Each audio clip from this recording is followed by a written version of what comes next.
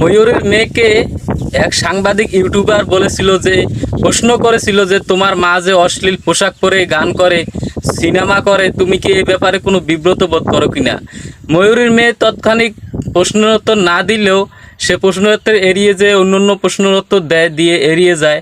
কিন্তু তারপর যেটা হয় সেটা অকল্পনীয়। আপনারা জানেন যে শিল্পী সমিতিতে একটা নির্বাচন হয়েছিল, নির্বাচনে কিন্তু মিশা সওদাগর বিপুল ভোটে জয়লাভ করে সে সভাপতি আসন পেয়েছিল। তাকে সম্বর্ধনা দেওয়ার জন্য কিন্তু একটা আয়োজন করা হয়েছিল। সেই আয়োজনে কিন্তু অনেক সাংবাদিক উপস্থাপক ছিল। তো এমন সময় এই প্রশ্ন এক ইউটিউবার তা ময়ূরের মেয়েকে করে। সেই ময়ূরের মেয়ে ওই প্রশ্নটার জবাব না দিয়ে মিশা সওদাগরের যে অন্য ভিলেন চরিত্রে যারা অভিনয় করে তাদেরকে বিষয়টা জানায়। তারা আসার পর যেটা করে যে ছবির ভিলেনের মতোই তাদেরকে